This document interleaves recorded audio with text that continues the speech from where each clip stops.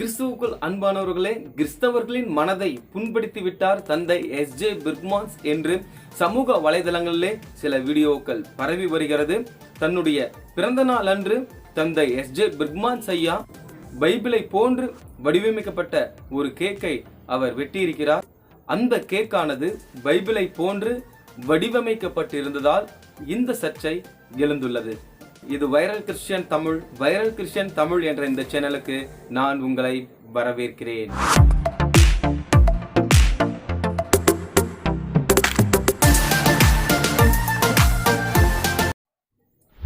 எனக்கு அன்பானவர்களே, இதுதான் அந்த வீடியோ.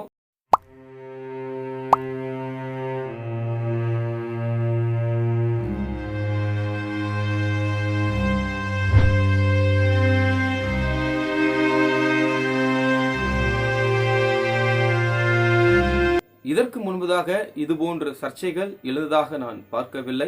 இதுதான் முதல் முறை. கிறிஸ்தவர்கள் தங்களுடைய பிறந்த நாளை கேக் போன்று வடிவமைக்கப்பட்டு அந்த கேக்கை வெட்டி கொண்டாடியதில்லை. எனக்கு தெரிந்து இதுதான் முதல் முறை. எனவேதான் இந்த வீடியோ சமூக வலைதளங்களிலே விமர்சிக்கப்பட்டு வருகிறது. நாம் கிறிஸ்தவர்களாக இருந்தாலும் கூட நம்முடைய ஒவ்வொருவருடைய பார்வையும் வித்தியாசமாக இருக்கிறது. நாம் நன்றாக புரிந்து கொள்ள வேண்டியது என்னவென்றால், தந்தை பிர்க்மான்ஸ் ஐயா அவருடைய பிறந்தநாள் நிகழ்ச்சியின் போது வெட்டியது உண்மையான பைபிள் அல்ல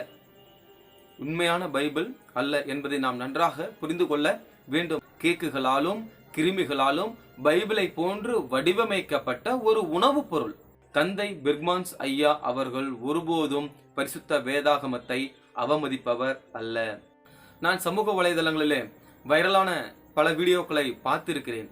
சிலர் பைபிளை தூக்கி எறிவார்கள், சிலர் பைபிளை கிழிப்பார்கள், சிலர் பைபிள் மீது எச்சில் துப்புவார்கள், சிலர் பைபிளை காலால் போட்டு மிதிப்பார்கள், சிலர் பைபிளை எரிபொருட்களை ஊற்றி எரிப்பார்கள்.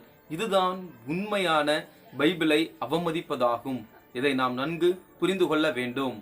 சர்ச்சையே என்னவென்றால், அந்த கேக் பைபிளை போன்று இருந்ததால் தான் நம்மால் ஏற்றுக்கொள்ள முடியவில்லை.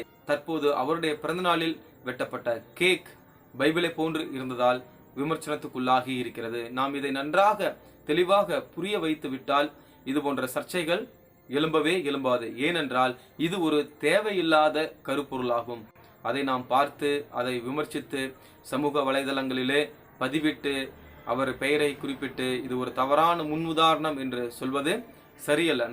எனவே தந்தை பிர்க்மான்ஸ் ஐயா அவர்கள் பைபிளை போன்று வடிவமைக்கப்பட்ட ஒரு கேக்கை வெட்டியதை ஒரு கருப்பொருளாக கண்டென்ட்டாக எடுத்து சமூக வலைதளங்களிலே அதை விமர்சிப்பது சரியல்ல. அதே சமயத்தில் பைபிளை போன்று வடிவமைக்கப்பட்ட கேக்கை வெட்டுவதும் சரியான உதாரணம் அல்ல. இது போன்ற சர்ச்சையான கருப்பொருட்களை எல்லாம் நாம் தவிர்த்து விடுவோம். நலமானதை எடுத்துக்கொள்வோம். தொடர்ந்து தந்தை பிர்க்மான்ஸ் ஐயா அவர்களுடைய ஊழியத்திற்காக, சுகத்திற்காக, பலத்திற்காக, ஆரோக்கியத்திற்காக நாம் ஜெபித்துக் கொள்வோம். இன்னும் அநேக கருத்துள்ள பாடல்களை எழுதி பாடி அபிஷேகத்தால் நிரம்பி அநேகருக்கு ஆசீர்வாதமாக இருக்கும் வகையில் இன்னும் தேவன் அவரை அதிகமாய் எடுத்து பயன்படுத்துவாராக.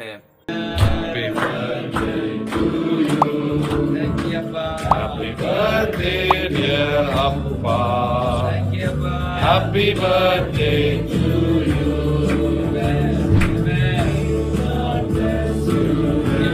எனக்கு அன்பானவர்களே, இந்த வீடியோ உங்களுக்கு பிடித்திருந்தால் லைக் பண்ணுங்க, ஷேர் பண்ணுங்க.